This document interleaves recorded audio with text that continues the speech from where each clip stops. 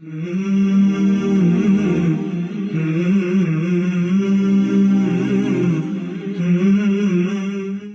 you feeling frustrated in dealing with someone who is controlling and rigid, or someone who is sloppy and unreliable? Tune into today's episode to understand these opposite sides in terms of their conscientiousness level. You will also learn how to optimize these type of personal as well as professional relationships. For our spiritual section, we will be discussing the one action that can really prevent us from succeeding, even if the effects manifest themselves after some time. Even if the action was actively done by others, our complacency can get us into trouble. This is our 11th episode. To recap, what we have started with was to help you define where you are in life and which areas you would like to grow in, what kind of identity you want to carry and adopt. This may be a good time to review those plans and see the progress. We would also encourage you to take a look at what needs to be adjusted, tweaked, added, or removed. Going back to the first few episodes and doing the suggested exercises would be a great idea at this time. What we have been doing is sharing ideas, thoughts, and experiences to improve various relationships in your life. We have also been sharing ideas around improving the relationship with the Creator and to use it to excel your progress towards your goals. Last week, we started talking about personality types to help you better understand various people you interact with in personal and professional setting, how to understand your own as well as their preferences, and how to optimize the interactions. We talked about the trait of openness last time, and this week we'll discuss the trait of conscientiousness. This describes how organized, detailed, well-planned one is as opposed to being easygoing and more about the big ideas. This is a trait that describes your approach to getting things done. It measures your self-discipline, organization, and reliability. Someone who is at a higher level or higher side of this trait would be someone who loves to have to-do lists, organization, schedule, enjoys digging into the details and making things perfect. Somebody on the low side of this trait would typically prefer big ideas and strategy and might find list and scheduling boring and overwhelming. This involves the way you love to get things done. Notice that this can be different in different settings, different relationships, and different projects. To check out your or someone else's preference for a specific project or a specific relationship, consider the following questions. These have been taken from the book Captivate. If you are high in conscientiousness, you are typically very organized and detail-oriented. You love to-do lists, plan, and schedules. You are a perfectionist. You can be seen as controlling and rigid. So take a look at this and observe and be aware that sometimes because of this trait, you may appear to be controlling and rigid. We'll talk about how to deal and prevent this sort of impression from happening. Now, on the other hand, if you're low on this trait, you would typically love broad ideas and you typically don't want to get bogged down in details.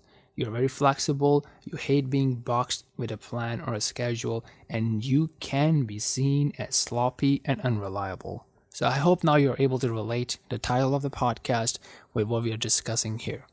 Now, once you've realized this, you know your own preferences and you know the preference of the person you're dealing with, you can actually take advantage by this understanding.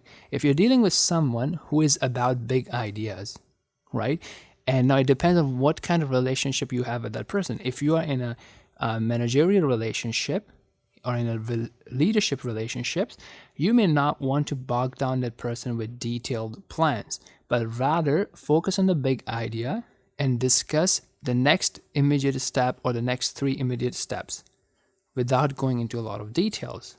On the other hand, if you're pitching the idea to someone who is very detailed oriented, you should be ready to answer many questions. You should be able to demonstrate that you have really thought this well and you have a detailed plan, right? So once you understand who you're pitching the idea to, who you are managing, or who you are reporting to, and what is their preference, you can adjust your output to meet their needs. Okay, so as you think about presenting or reporting or managing someone, and they have a different preference or a different level on this trait of conscientiousness, you have to consider adjusting and going beyond your comfort level, beyond your comfort zone, to be able to take that task and to be able to develop and optimize that relationship. On the other hand, when you are high or low on conscientiousness, remember that on one extreme, you can actually be seen as controlling or rigid, right? And on the other extreme, you can also be seen as sloppy and unreliable. So make sure that you address these concerns during your communication and get feedback about how people are feeling. This applies to professional as well as personal relationships. So, as a leader who is high on organization and details, you shall consider resetting your approach, right? So that you're not viewed by your staff and your team as somebody who's too rigid. Also, as a leader, if you get too much detailed, then what can happen is that you may end up spending your time planning and detailing the job of someone else. And that would limit your capacity to be able to be a leader for a greater team and to focus on things that you need to focus on. So consider that your scope as a leader has changed, and perhaps the amount of details that you have to get into is to assign tasks, assign ownership, set metrics, set expectations, and to let people run the show, right? And then you check in with them at regular intervals and then advise and coach them accordingly instead of giving them a full detailed plan. Doing this will help them feel the ownership of the task and will give you more flexibility and more time to focus on other issues. On the other hand, if you're low on this scale, if you're low on your organization and details, and you tend towards big ideas, then some of the challenges could be actually getting the things done. So this would mean that you need to have some sort of an operator and implementer that would implement your ideas at specific and accepted intervals and accepted timelines. Or if you don't have that sort of flexibility, you don't have those resources, then you would have to roll up your sleeves and get down and get the work done, which would require planning and scheduling and management. Now, when we come to personal relationships, this becomes really, really important as well, because we've seen a lot of cases in which you have couples coming in and they are at totally opposite levels of this trait. So this comes down to keeping your clothes organized, keeping your socks organized, planning your weekend trips, planning your weekend activities, sending kids to school, picking them up, all sorts of different things, right? Different things comes in, like your spouse may want you to be reliable, may want you to be predictable, and at the same time may want you to be unpredictable. So having that sort of all these balances is very, very important, and communications and regular check-ins come in very handy. So if you're aware of these traits and you know which side of the scale your spouse's preference is, then you can actually adjust yourself or help your spouse also understand your preference. So in some scenario, you would have to step up, you would have to tap into your side, a passionate lover or a giver, a nourisher, and you would have to go outside of your comfort zone and meet the need of your spouse by either being more detailed oriented, setting commitments, setting goals, setting deadlines, having a list, and being more organized, or on the other hand, letting your spouse be, about higher level things and you taking care of the detailed side of things. In an ideal scenario, both spouses, both parties would actually come closer on the scale and would compromise their comfort level and come to a point where they can each accommodate each other and be optimized in their relationship. Sometimes it can also be taken care of by having separate spaces, right? Such as, having a separate drawer for each. So your drawer can be messy and your spouse's drawer can be more organized and vice versa, right? So in some spaces or some projects, in some areas, you can do things in your own way and the spouse can let the other party do the things in a way that they are comfortable with. Now, let's move on the part where we focus on strengthening our relationship with the Creator. We discussed last week about how to distinguish between false hopes that deceives one into feeling safe and secure and encourages one to be lazy and disobedient to the Creator. And the true and the sincere hope in which one does his best and expects the best. We also shared about how to know which kind of hope one is having. In today's episode, we'll talk about realizing that sins and disobedience to the Creator harm the heart like the poison harms the body. This is mostly taken from the corresponding chapter in the book The Disease and the Cure by AlQayyum Rahimaullah. So consider this. All sins have evil consequences. If you take a look at what happened to our father Adam, peace be upon him, and his wife, they were expelled from paradise because of a sin, because of an act of disobedience. Absolutely, they were forgiven, but the sin had a consequence. Likewise, if you think about what happened at the Battle of Uhud, right? The companions of the Prophet of Allah, sallallahu alaihi wasallam, how their disobedience led to turning a victory in some sort of a defeat. Obviously, on the greater scale of things, there was a wisdom behind it, there was a lesson behind it, and things turned out well for them, but that disobedience resulted into facing a short-term loss. It has been reported by the Prophet of Allah sallallahu alaihi wasallam that a man is deprived of a blessing because of a sin he commits. Let me take this opportunity to also describe our approach to narrating or to quoting the reports from the Prophet of Allah sallallahu alaihi wasallam. Usually, if we are following text from the book, such as a book by Ibn Qayyim Rahimahullah, we may narrate it as is without going into the details of the hadith classification, because that is outside the scope of this podcast. If we bring in such hadith, we would always bring in something that is the meaning of the hadith is supported by various other narrations, without going into the details of actual chain of narration.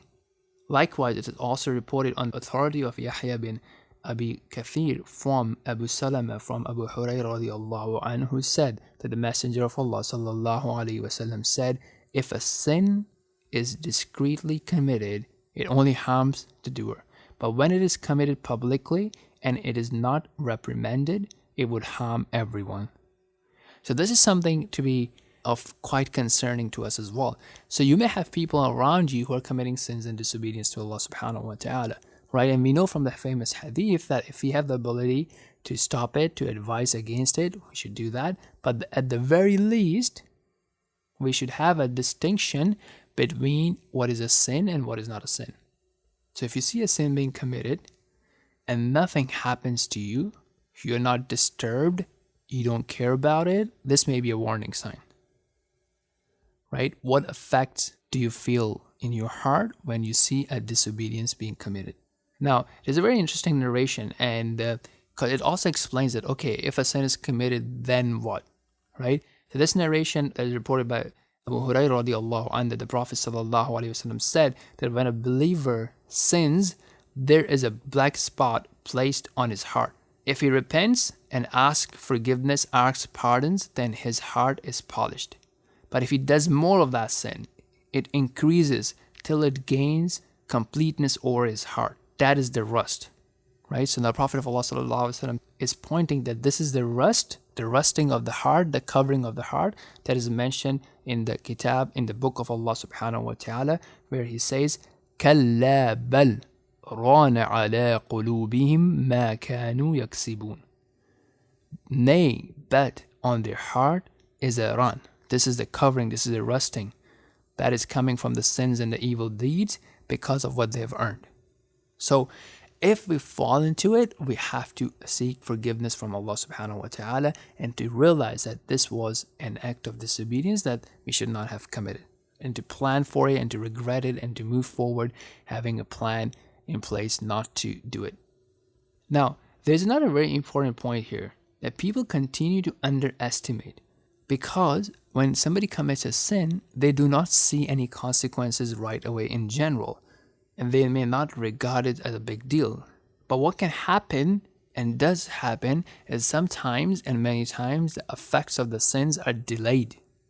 So it's not that you will see something happening right away, right? As if you lose something or you see an effect. Sometimes the effects are delayed, and that can be very misleading if you do not have the right understanding of the sins. It's a very interesting narration from Imam Ahmad that he said on the authority of Abu Darda radiallahu anh, who said, "Worship Allah as if you could see Him, and know that a little wealth which make you rich is better than which destroys you. You should know that piety never decays and that sins are never forgotten." So they may act like a slow poison as well, that you may not see the effects, but over time you see the effects. So this is something to keep in mind. Let's review the action points and summarize what we've discussed in this episode. Firstly, we recommend you go back to the previous episodes, especially the first 2 or 3 episodes, and do the exercises so that you can have a snapshot of where you are in various stages, in various relationships, and in various areas of your life, and where you want to go, and what is the identity that you need to carry to be able to get there.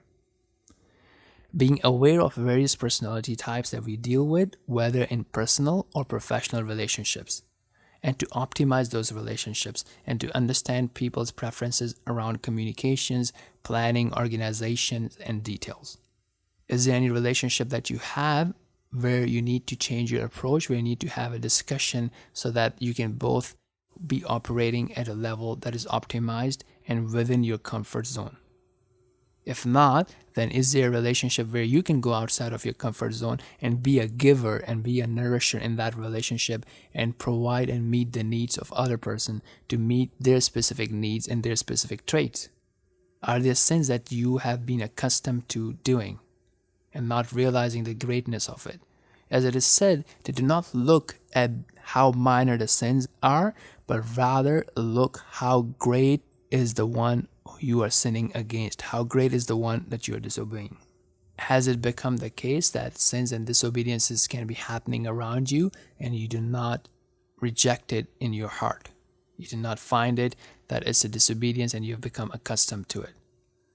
So these things have consequences. So let us fix our own self. Let us fix our own understanding of the disobedience of Allah subhanahu wa ta'ala, and let us seek the forgiveness of Allah subhanahu wa ta'ala for our own shortcomings.